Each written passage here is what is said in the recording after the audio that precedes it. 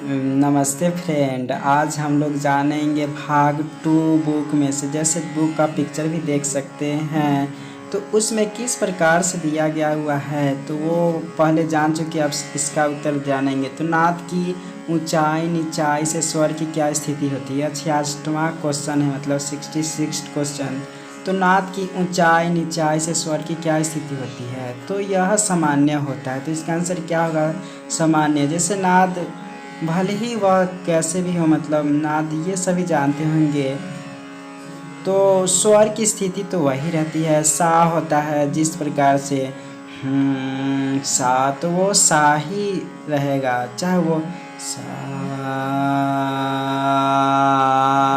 मतलब ये तो ऐसे ही नाद की ऊंचाई नीचाई जैसी भी, लेकिन स्वर की स्थिति वही रहता है। अब उसका 67वां क्वेश्चन है, ऊंचे स्वर से उसकी आंदोलन संख्या पर क्या असर पड़ता है। तो आंदोलन अधिक हो जाती है जैसे जैसे ऊंचे स्वर पर जाते हैं, सा रे ग इस प्रकार से जाते हैं, तो आंदोलन अधिक होती है इस प्रकार से। तो ये सिंपल है। उसके बाद है 68वां क्वेश्चन, स्वर ऊंचा होने से तार की लंबाई पर क्या प्रभाव पड़ता है। तो जानते हैं तार की लंबाई घटती है। जब हम स्वर को ऊंचा जाते हैं तो तार की लंबाई घटती है। उसके बाद 69वां क्वेश्चन है कि स्वर नीचा होने से आंदोलन संख्या घटती है या बढ़ती है। तो स्वर जानते हैं जब नीचा होगा तो उसकी आंदोलन संख्या भी घटेगी। उसके बाद 70वां क्वेश्चन है कि सा म और प की श्रुतियाँ कितनी कितनी मानी जाती हैं, कितनी कितनी श्रुतियाँ मानी जाती हैं। तो सा का देखेंगे तो इसका उत्तर देखेंगे, साम और प की कितनी कितनी श्रुतियाँ मानी जाती हैं। तो देखेंगे इसका उत्तर, जैसे सा का 4, प्रत्येक का यानी कि 4 होता है, तो वही हम लिख देते हैं प्रत्येक की 4। उसके बाद है आजकल षड्ज, यानी कि षड्ज यानी कि सा की स्थापना किस श्रुति पर मानी जाती है। तो पहली श्रुति पर। तो इस प्रकार से उत्तर हो गया कि आजकल षड्ज की स्थापना किस श्रुति पर मानी जाती है, तो पहली श्रुति पर।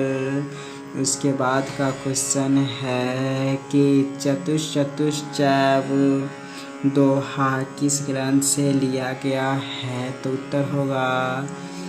उत्तर में है संगीत रत्नाकर। संगीत रत्नाकर से चतुश्चैव दोहा लिखा हुआ था संगीत रत्नाकर में। उसके बाद है उत्तरी सप्तक से अधिक कितने थाटों की रचना हो सकती है। तो 32। तो इसका आंसर क्या होगा, अधिक से अधिक थाटों की रचना हो सकती है 32। उसके बाद 74वां क्वेश्चन है कि दक्षिणी सप्तक से अधिक कितनी थाटों की रचना हो सकती है। तो दक्षिणी सप्तक से अधिक देखेंगे तो हम जानते हैं कि 72 थाटों की रचना हो सकती है। तो दक्षिणी सप्तक से 72, उत्तरी संगीत से 72। उत्तरी संगीत में तो ऐसे जो 32 हो सकती है, लेकिन 10 ही प्रसिद्ध है। उसके बाद 75वां क्वेश्चन है कि गणित द्वारा किसने 72 थाटों की रचना की। तो वेंकटमखी दक्षिणी सप्तक के ही 72 थाटों की रचना उन्होंने की। उसके बाद वेंकटमखी के कितने थाटों में शुद्ध या तीव्र मान लगते हैं। तो 76वां क्वेश्चन है कि वेंकटमखी के कितने थाटों में शुद्ध या तीव्र मान लगते हैं। तो इसका उत्तर हो जाएगा 36, यानी कि वेंकटमखी के कितने थाटों में शुद्ध या तीव्र मान लगते हैं। तो 36 में शुद्ध या तीव्र मान लगते हैं। तो यानी कि देखेंगे तो 36 हो गया 72, 36 में लगते हैं शुद्ध माँ, 36 में तीव्र माँ। उसके बाद इनमें से किस ग्रंथ के लेखक वेंकटमखी है। तो वेंकटमखी ऊपर वाला देखे थे, एक चतुश्चैव, यानी कि वो तो अलग था। इनमें से किस ग्रंथ के लेखक वेंकटमखी हैं। तो इसका आंसर क्या होगा? चतुर्दी प्रकाशिका। चतुर्दी प्रकाशिका के लेखक देखेंगे तो ये है वेंकटमखी। उसके बाद शारंग देव किस प्रसिद्ध ग्रंथ के लेखक है? शारंग देव संगीत रत्नाकर ग्रंथ के लेखक है। संगीत रत्नाकर ग्रंथ के लेखक है शारंग देव, जिसमें चतुश्चैव ये लिखा हुआ था दोहा। उसके बाद 79 क्वेश्चन है कि वीणा के तार पर सर्वप्रथम किसने स्वरों की स्थापना की? तो अहोबल ने। वीणा जानते होंगे जो सरस्वती माँ के हाथ में होता है, तो वो उसकी स्थापना सबसे पहले अहोबल ने किया था। उसके बाद है इसमें देखेंगे तो 18 इंच हो जाएगा ये। और आप अपने समझेंगे कि अगर 36 इंच तार से मध्यसा की उत्पत्ति होती है तो तार सा की उत्पत्ति खूरज से दूरी पर होगी तो 18 इंच हो जाएगा। उसका तान पूरे के चारों तार की स्वर से मिलाए जाते हैं। तो अब सा मतलब अब सा तीनों से अब सा में जो था तीनों ऑप्शन से मिलाए जाते हैं। उसके बाद 82वां क्वेश्चन है यानी कि 82 क्वेश्चन। तो इसमें देखेंगे तो यहाँ पर लिखा हुआ है स्वर से कि दाहिना तबला किस स्वर से मिलाया जाता है? तो दाहिना तबला मिलाया जाता है, यानी कि अगर ज़रूरत पड़ता है तो वह सबसे मिला लेता है, यानी कि सा म प और सा ताल सप्तक का सा। तो दाहिना तबला किस स्वर से मिलाया जाता है? तो ये टिक लगाने वाला है। तो इसमें तो कभी लेकिन खासकर यहाँ पर देखा जाए तो दाहिना तबला मिलाया जाता है।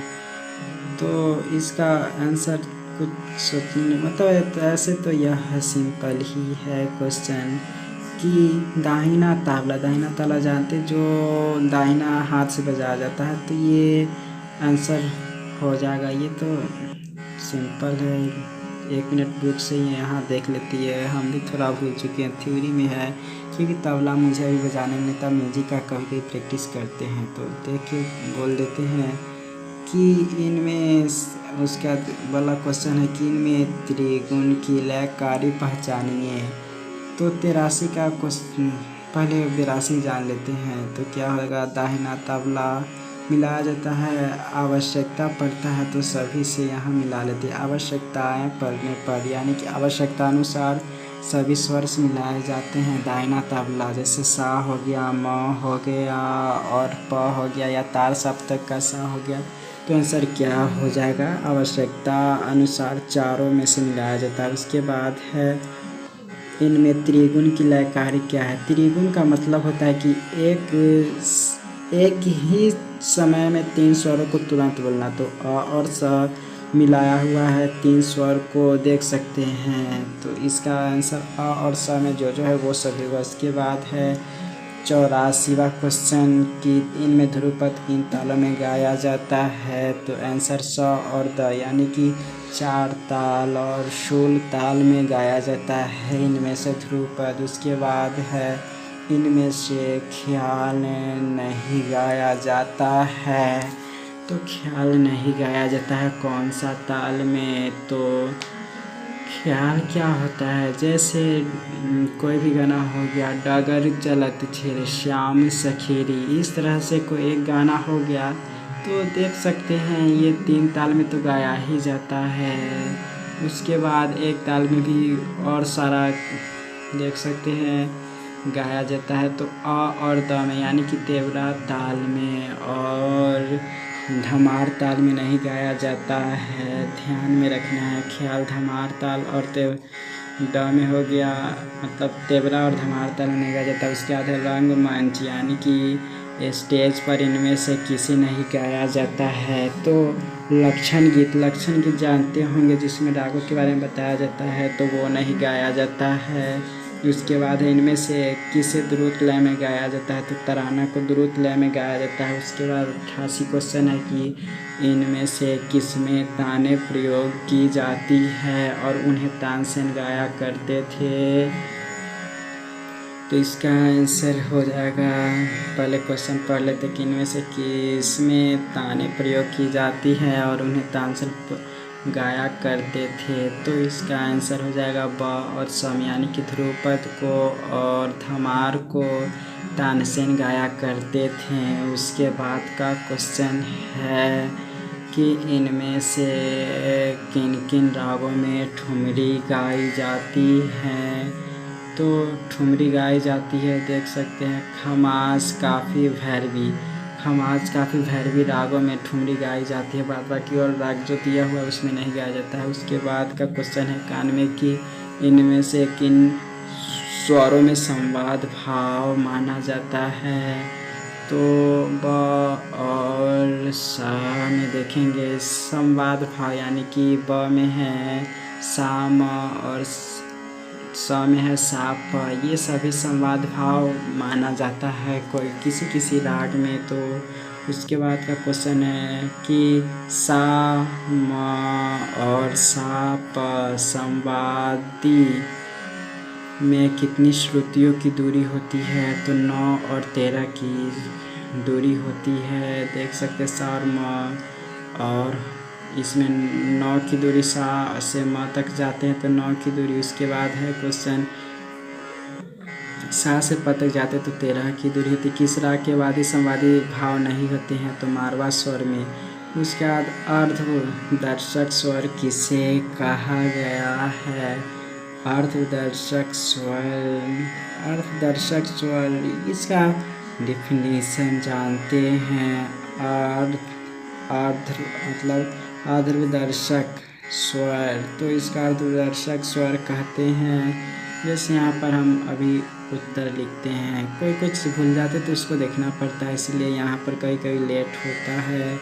तो अर्धदर्शक स्वर किसे कहा गया है। तो हम अब उत्तर इसका लिखने की कोशिश करते हैं। बुक में जो दिया हुआ है कि माँ मतलब अर्धदर्शक स्वर हम कहते हैं, माँ को कहते हैं। अर्धदर्शक स्वर माँ को कहते हैं। उसके बाद है इनमें से किसे परमेल प्रवेशक राग कहते हैं। परमेल प्रवेशक राग हो गया जय जयवंती राग को कहते हैं परमेल प्रवेशक। उसके बाद है इनमें से किन्हें आश्रय राग और संधि प्रकाश राग कहते हैं। तो इनमें से किसे आश्रय राग और संधि प्रकाश राग कहते हैं। तो इसमें देखेंगे तो एक तो पूर्वी का चांस है और भैरव का चांस है, ये दोनों में से कोई हो सकता है जो आश्रय राग हो, मतलब वो ठाठवी हो, और संधि प्रकाश राग हो, मतलब वह शाम के प्रहर में गाया जाता है। उसके बाद एक अगला क्वेश्चन मतलब देखते हैं और स हो जाएगा, सॉरी ये 96 वाला नीचे लिखा गया, तो इसे आप ऊपर कर देंगे, ये ठीक हो जाएगा। और स आंसर है। उसके बाद है सप्तक के पूर्वांग में कौन कौन स्वर आते हैं। पूर्वांग का मतलब हो गया सारे ग म प, और उत्तरांग में हो गया म प ध नि सा, मतलब म प ध नि सा, मतलब ये म प ध नि सा हो गया सप्तक के उत्तरांग में। और ऊपर देखेंगे तो पूर्वांग उत्तरांग में वादी संवादी चुनाव का संबंध क्या है, तो वो तो जान ही चुके हैं कि क्या संबंध रहता है।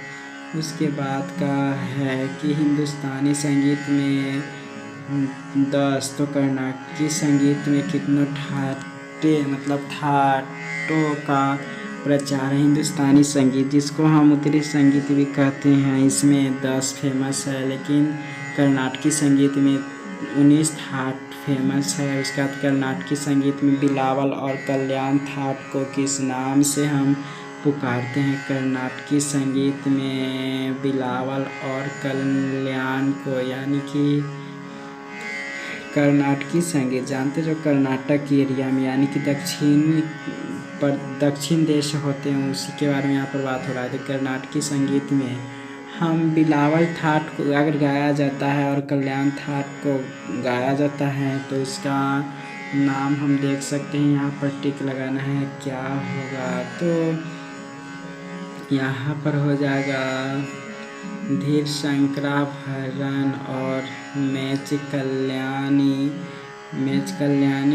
कल्याण थाट को और बिलावल थाट को धीर शंकरा भाग का। तो इसके बाद है इनमें से किन किन रागों में मध्यमवादी स्वर है, मध्यमवादी स्वर पता करना है। तो मध्यमवादी स्वर ये में से किस राग का है, तो वादी, इसके लिए राग का पता होना चाहिए कि इस राग में ये प्रेजेंट होता है। तो आंसर क्या होगा, ऐसे चारों रागों में मवादी स्वर है। केदार राग हो, पिंपलासी बागेश्वरी मालकुश। और इसके बाद है उत्तरांग प्रधान राग किसे कहते हैं। उत्तरांग प्रधान राग के बारे में बताना है।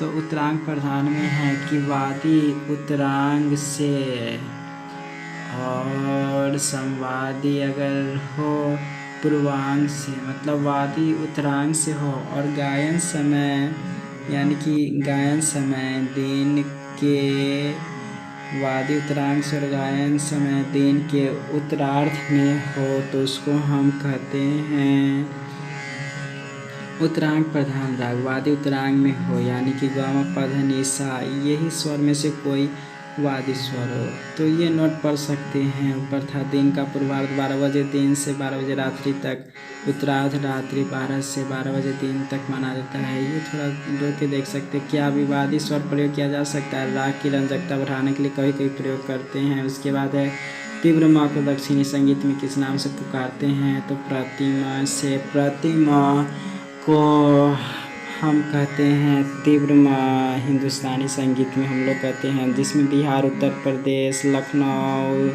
दिल्ली ये सब भारत के थोड़ा उत्तर दिशा में आता है, इसलिए ये उत्तरी संगीत कहलाता है। उसके बाद है दक्षिणी यानी कि कर्नाटकी संगीत में मुख्य कितनी तालें मानी जाती हैं, तो 7 तालें मानी जाती है दक्षिणी संगीत में। उसके बाद है प्रत्येक कर्नाटक ताल के कितने प्रकार होते हैं, प्रत्येक कर्नाटक ताल के कितने प्रकार होते हैं। तो मतलब कर्नाटक में जो ताल होते हैं उसके प्रकार बताना कि 5 तरह के ताल वहाँ पर फेमस है। उसके बाद है हिंदुस्तानी संगीत में वर्गीकरण का प्रचार है, थाट और राग का, बाकी और किसी का नहीं है हिंदुस्तानी संगीत में वर्गीकरण का प्रचार। उसके बाद है निम्न के राग संप्रकृत है, तो हिंदुस्तानी संगीत में किस वर्गीकरण का प्रचार है। तो एक तरीके से यहाँ पे लिखा है 4 विभाषा, अंतर्भाषा, राग, रागनी, भाषा विभाषा, मतलब ये इस तरीके से हाँ चारों कह सकते, ये नहीं कह सकते हैं। इसका हाँ चारों होगा क्योंकि हिंदुस्तानी राग रागनी बहुत पुराने समय पर प्रचलित था। तो अब ये आधुनिक